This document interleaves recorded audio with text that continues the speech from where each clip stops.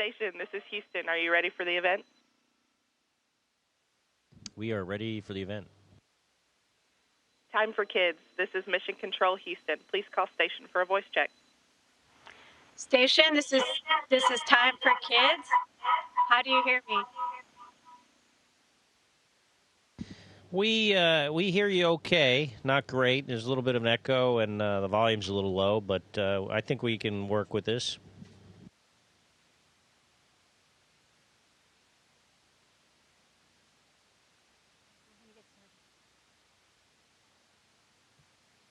Hi, my name is Elizabeth, and my question's for Scott.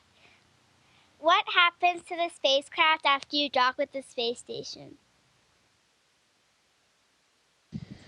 Hi, Elizabeth. Well, we come up here on the Russian Soyuz, the spacecraft that you mentioned, and after we dock, it stays here with us for most people. It stays with us the whole time we're here, so we can use it to come back in an emergency if required. We power it down, and so it's in this kind of a conservation mode.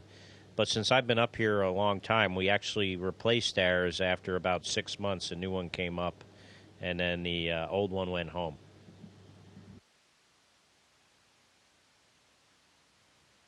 Hi, my name is Mary, and my question is for Scott.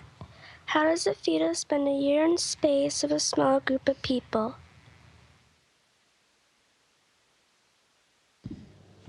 Good question. So even though I like these people, it would be good to have other people as well to go with them, because I think variety in life is important, and there are people on the ground that we miss, and our friends, our family, and it'd be nice to have them here too. But I understand that's not possible right now, at least. Hi, my name is Sarah, and my question is for Chell. Is being in space just like a regular routine for you now, or does it still feel weird? Hey, thank you. That's a great question. And it's one of the things that really surprised me about being up here, and I think it really speaks to how adaptable we are as humans. Floating is something that you never feel like you could get used to. But after you've been up here for a month and a half, it feels very natural. And so while it's a lot of fun to float, it becomes kind of almost like an everyday thing, and you really have to remind yourself sometimes how special it is to be able to float around, and also to be able to see the Earth from this perspective. Hi, my name is Noah, and my question is for Scott. If you weren't an astronaut, what would you be? So, Noah, I was in the United States Navy for 26 years, and I would probably still be in the Navy if I wasn't an astronaut. I retired a number of years ago, but I enjoyed my career in the Navy. I was a pilot in the Navy, and I think I'd probably, if I wasn't an astronaut, still be in the Navy right now.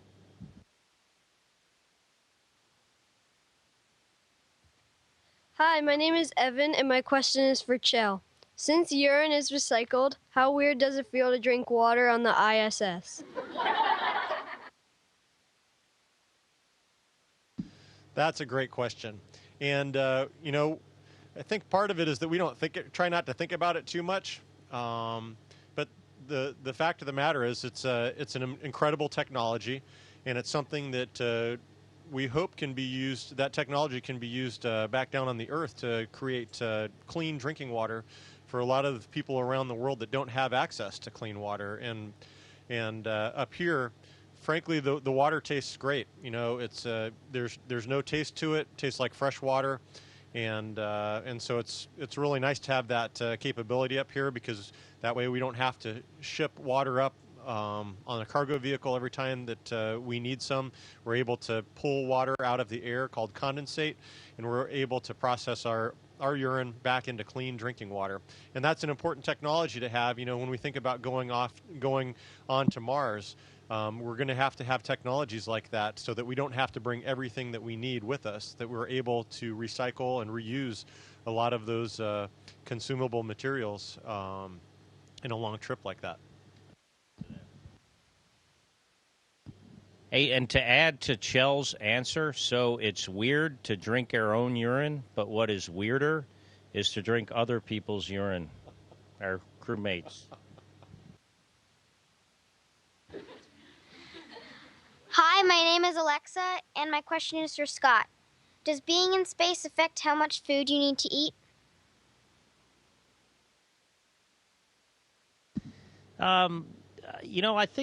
I think so.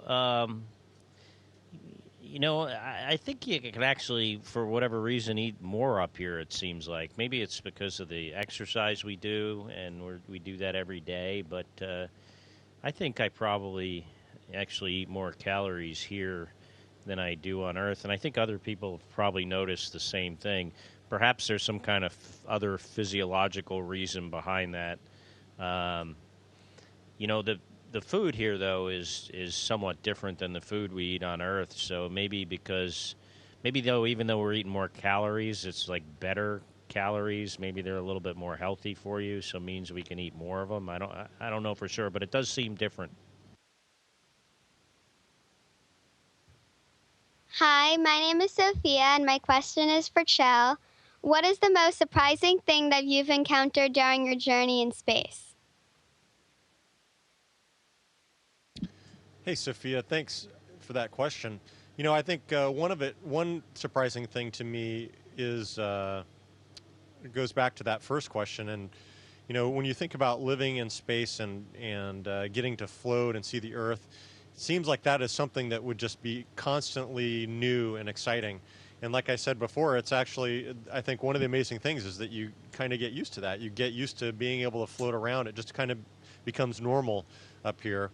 So that was surprising. One of the other things that was surprising, and really kind of one of the most breathtaking things that I have experienced up here, was getting to see the aurora, the southern lights from up here. And normally when there's solar activity and the aurora becomes active, you can kind of see it over the horizon of the Earth, at the Earth's atmosphere. But there have been a couple of times that it has just lit up the atmosphere below us, so that we're essentially flying through it, and just like ripples of green and purple below us, wiggling very quickly like a snake. Absolutely beautiful. It gave me goosebumps.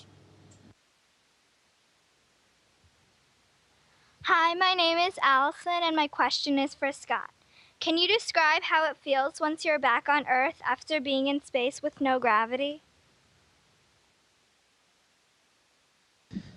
So, Allison, you're dizzy at first, and it depends on how long you've been up here, too. When I flew on 2 shuttle missions that were much shorter, you were not as dizzy, but you get over that, and after, like in my case, probably about a day, you're feeling pretty good, but you're also pretty sore and tired. My neck was really sore because up here, you really don't have to hold your head up. It's just kind of floating on your shoulders.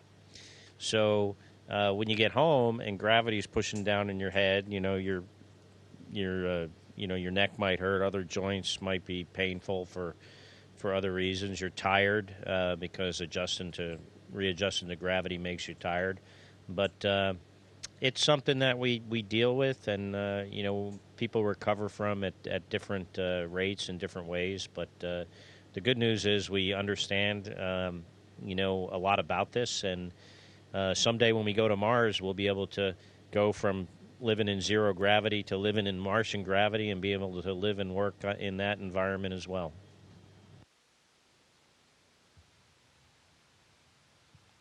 Hi, my name is Sean, and my question is for Chell. Do you need to memorize all the buttons on the control panels, and how do you know what they do? Sean, that's a great question. Well, I'll tell you what, we've got a lot of buttons up here. So I don't know what every single button does. Some of the equipment we don't use while we're up here. But there are some some activities that we do almost on a daily basis, and so we definitely know what those buttons do. We're very familiar with those. And for example, in the Soyuz spacecraft, in which we both flew up in, the stuff that we're responsible for, we become very familiar with it. And you don't really set out to memorize it, but just because we interact with it so frequently in the simulators and in flight, you have those memorized. More importantly, the training that we get on the ground. So we spend time in simulators and mock-ups of the space station, and we have a tremendous training team on the ground that helps us to train on the things that we need to do in response to an emergency, and the things that we do on a daily basis to conduct our experiments and do the maintenance up here. So we definitely know the things that we need to know to have a successful flight and successful mission. Hi, my name is Dean, and my question is for Scott. What do you do with your free time in space, and how do you have fun?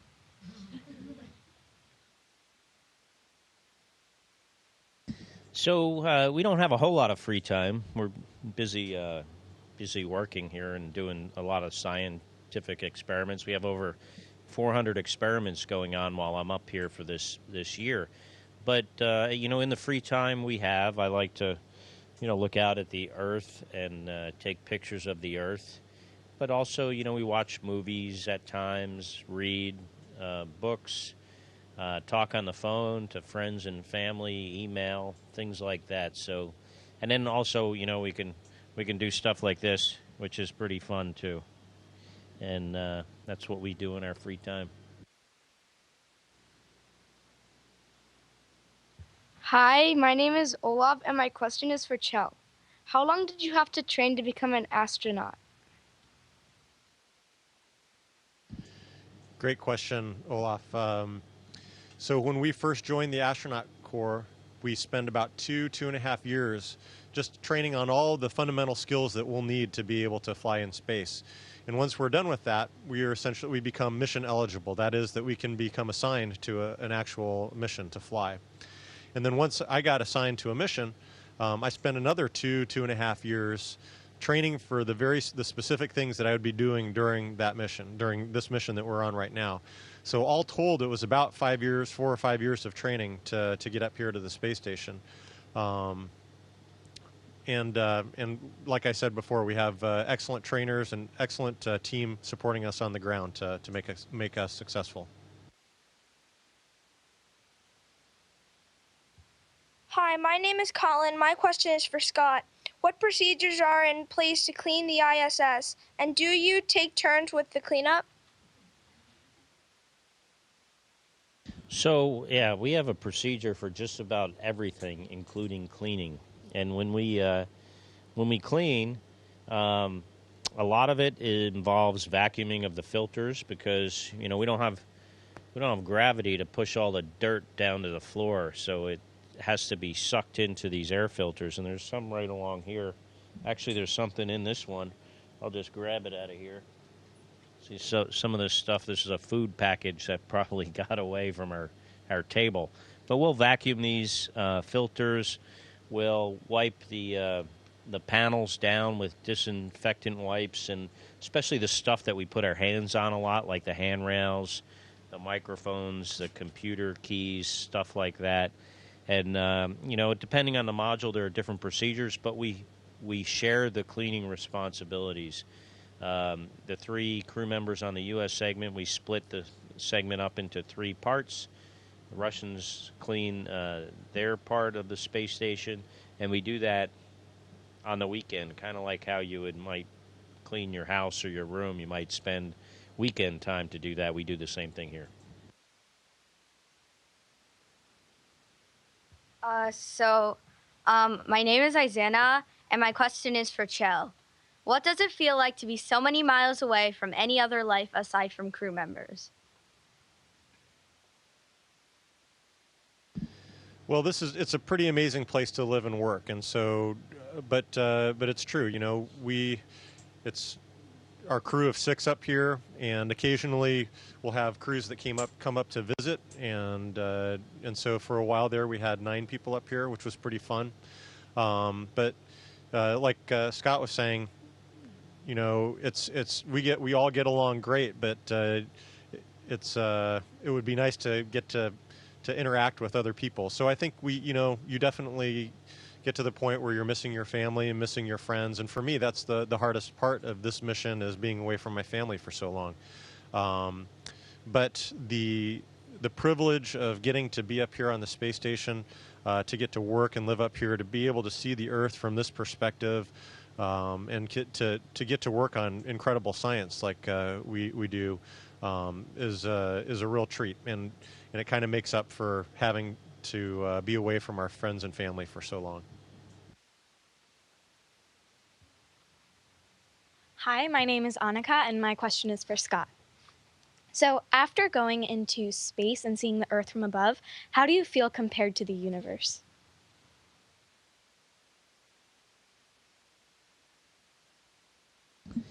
Well, the Earth and the space station is pretty small compared to the universe. I don't know that I have a different perspective on my spot in it as a result from flying in space, because the universe is so very big. You do get a little bit of a different perspective on the Earth being here, because there are certain things you can see from the space station and from space on the Earth that you really don't necessarily appreciate when you're standing on it. For instance, how thin and fragile the atmosphere is. We also are able to see pollution in certain parts of the world that is there almost all the time, and really affects our ability to see the cities that are below this pollution. So it definitely gives you a different perspective on Earth, but I'm not too sure, for me at least, it gives me any kind of different perspective on the universe. Hi, my name is Dafina, and my question is for Chell. Is it hard to sleep in space? I think that there are some people who have a hard time sleeping up here. For myself, I find it very comfortable. Some people need that sensation of having a bed behind their back and maybe a pillow under their neck. And so we all sleep in sleeping bags, and you can bungee your sleeping bag to the wall of your crew quarters and get that sense of pressure on your back. And for some people, that helps them to sleep better. I just have one cord tying my sleeping bag to the wall, just so that the sleeping bag doesn't fly away. And then I crawl into my sleeping bag, and I basically just kind of sleep floating in the middle of my crew quarters in the sleeping bag. And I kind of imagine that I'm sleeping on a cloud or something, and it's very comfortable.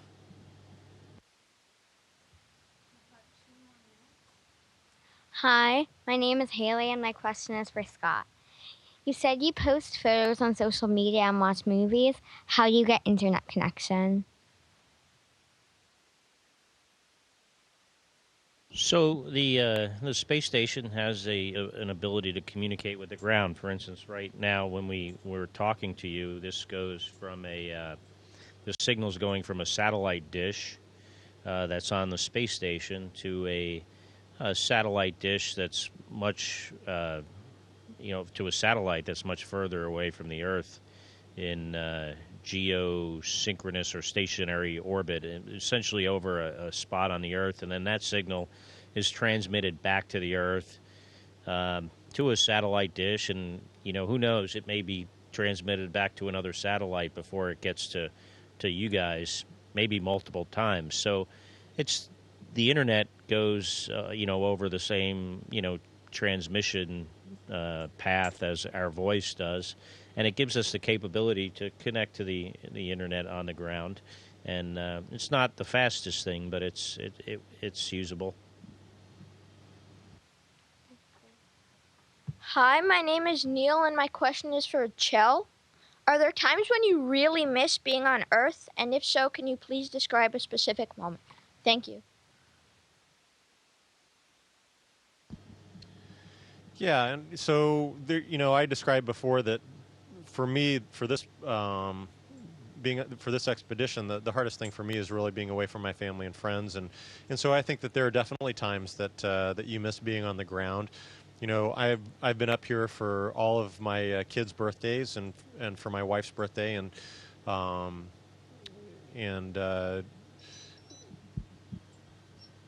there are times that you'd like to be able to gather together with your friends and family, and so I think we miss those opportunities. But we also enjoy being up here and getting to share this experience with our family and friends through pictures and phone calls and email. And so, those kind of offset a little bit, but and technology is terrific for that. We have the ability to call family and friends using our Internet Protocol phone, and we have a video conference once a week, and so technology has certainly helped us to bridge that gap a little bit.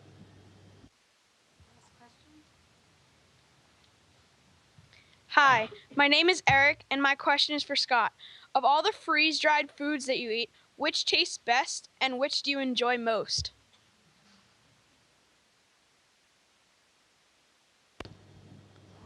Tough question. I think I would probably, I really like the granola. It's like breakfast granola.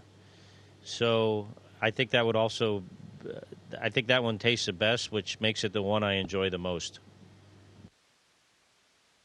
My favorite is the strawberries, the dehydrated strawberries.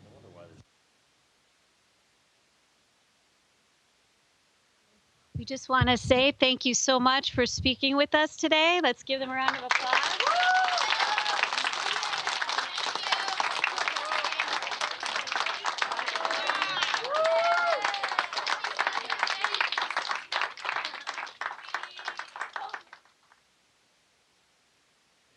Station, this is Houston ACR. That concludes the event. Thank you. You're welcome. Thank you, Time for Kids. Station, we are now resuming operational audio communications.